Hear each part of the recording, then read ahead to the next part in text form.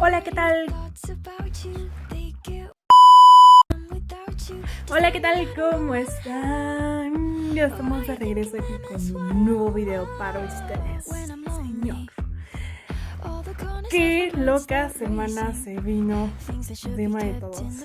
Ok, entonces sí, no va a faltar como muchos otros. Vamos a hablar sobre el tema de manera muy rápida. Me voy a tratar de no extender mucho, porque ya saben cómo me pasa en esto.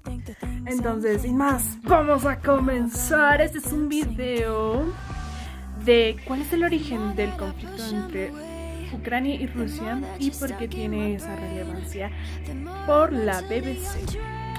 Vamos a ver.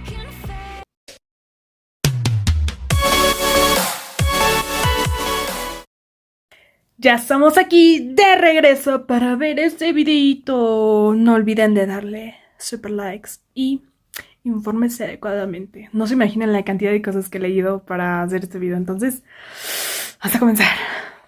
Al este, Rusia. Al oeste, la Unión Europea. Y en medio, un país azotado por una guerra que ha dejado ya más de 14.000 muertos. Ucrania, uno de los países más extensos de Europa, lleva desde 2014 inmerso en un duro conflicto al este del país. Y la llamada guerra del Donbass no solo afecta a Ucrania, sino que tiene ramificaciones geopolíticas más allá de sus fronteras. Pero ¿cuál es el origen de este conflicto? En este video te explicamos cómo empezó y por qué Ucrania está en el centro de la creciente tensión entre Rusia y el bloque occidental liderado por Estados Unidos.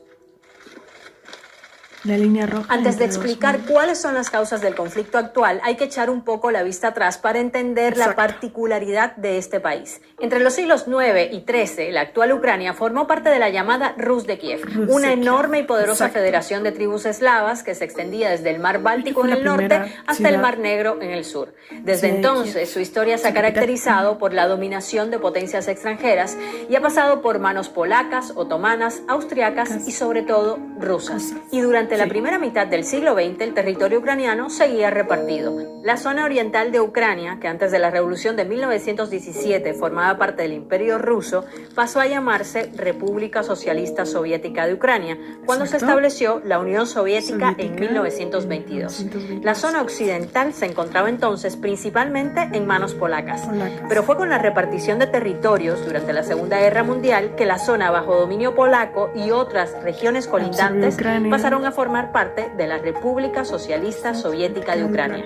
Esta república no incluía en un principio la península de Crimea. Esta estratégica región, situada al norte del Mar Negro, había sido anexionada por el Imperio Ruso en el siglo XVIII y era una histórica reclamación ucraniana. Era necesario. Sorprendió, sin embargo, que en 1954 el entonces líder de la Unión Soviética, Nikita Khrushchev, hiciera caso a esta reclamación y decidiera que Crimea pasara de manos rusas a ucranianas. Todo eso sí, bajo el manto común soviético.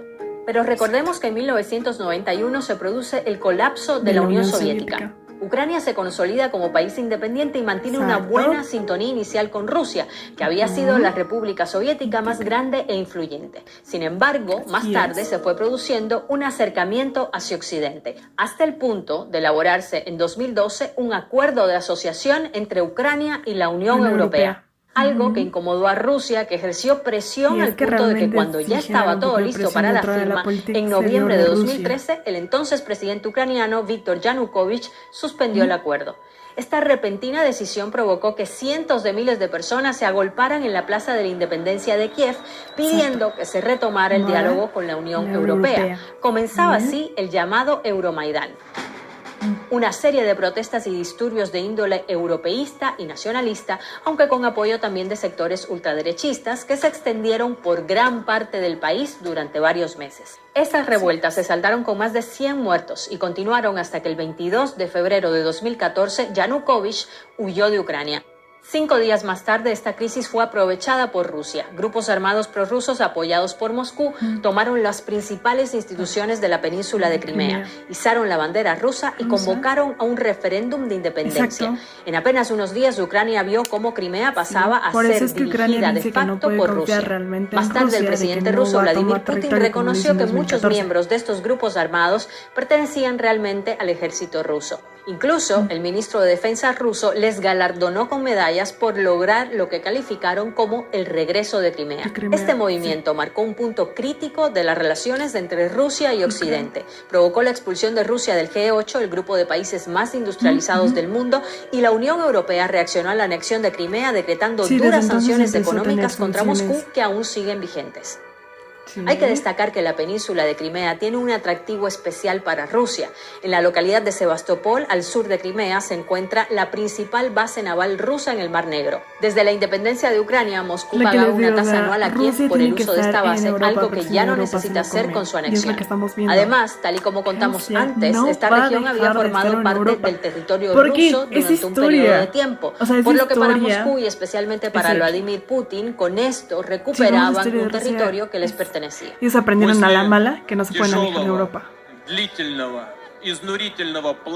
Larga y fatigosa, Crimea y Sebastopol están regresando al puerto de origen. Un mes después, fuerzas prorrusas tomaron también varias localidades en la zona del este de Ucrania, tras lo cual se iniciaron enfrentamientos armados con el ejército ucraniano. Tal fue el empuje prorruso en esta región conocida como el Donbass, que el 11 de mayo se declararon independientes las repúblicas populares de Donetsk y Lugansk, aunque siguen sin ser reconocidas internacionalmente. Desde que comenzó la llamada guerra del Donbass entre ucranianos y fuerzas prorrusas, la OTAN ha acusado a Rusia de apoyar militarmente a los separatistas, algo que niegan desde Moscú. Desde entonces, las negociaciones de paz, como el protocolo de Minsk o el acuerdo de Minsk II, han intentado sin éxito alcanzar un alto al fuego. Ucrania, Rusia, Alemania, Francia, representantes de la Organización para la Seguridad y la Cooperación en Europa y representantes de las llamadas Repúblicas Populares de Donetsk y Lugansk han participado de estas conversaciones, pero el conflicto sigue asolando al este de Ucrania y dejando miles de víctimas.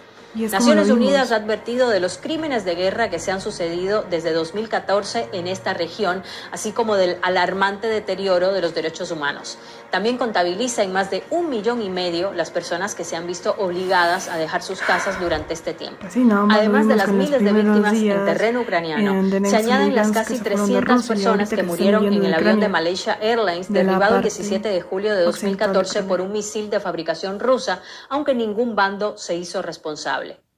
Pero ¿qué implicaciones geopolíticas y económicas tiene este conflicto? Para empezar, Rusia y Ucrania comparten lazos históricos, étnicos y culturales. Precisamente en las regiones en conflicto, la mayoría de la población habla ruso en lugar de ucraniano, y esta es una de las razones que dan quienes defienden la anexión de estas regiones ucranianas desde Moscú. Por su parte, la Unión Europea y Estados Unidos ven en Ucrania un potencial aliado a nivel estratégico y militar justo a las puertas de Rusia. Según algunos analistas, esto es lo que precisamente quiere evitar Putin. En 2008, la OTAN con Estados Unidos a la cabeza prometió que Ucrania y Georgia, otra ex república soviética, serían admitidos en la Alianza Atlántica. Y esta es una de las líneas rojas marcadas por Rusia. Putin ha repetido que quiere evitar que la OTAN extienda su influencia hacia países de Europa del Este y Asia Central.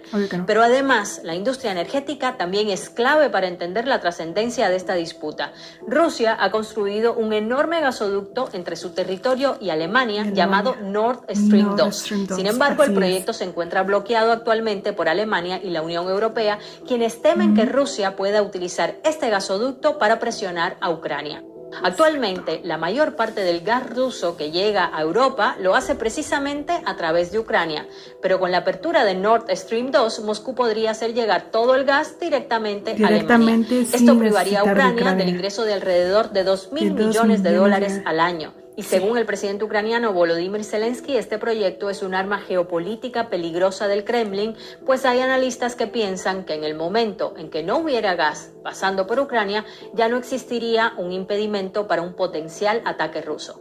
Pero el bloqueo de Nord Stream 2 no supone solo un perjuicio para Rusia, sino también para Europa, que necesita el gas ruso y que ha visto cómo los precios del gas se han disparado. Como ves, este conflicto va mucho más allá de lo territorial, resuena y tiene consecuencias a nivel global. Bueno, y si te interesa particularmente la historia y quieres ahondar un poco más... Entonces, sin más, señores, solamente aboguemos que las negociaciones entre Vladimir Putin y el presidente de Ucrania, que no me acuerdo cómo se llama, no me acuerdo, el presidente de Ucrania se lleven a cabo, como dijeron, que están abiertos al diálogo, ambos, en los tweets que dieron, me parece que hoy. Entonces, roguemos porque todo esto salga bien. Es una cuestión de países hermanos que tienen que arreglar sus problemas. Es como si nos pasara aquí en Latinoamérica, que se pelea Colombia con Ecuador, o se pelea Argentina con Chile. Es un problema entre hermanos. Si lo queremos ver así, ellos son hermanos porque la historia los entrelaza muchísimo, como no tienen una idea. La historia nos entrelaza muchísimo. Entonces la única solución es mediante el diálogo y no tomar las armas nunca, porque cuántas vidas se pierden, cuántas vidas inocentes se pierden en todo esto. Sin más, nos vemos en el siguiente video. Bye.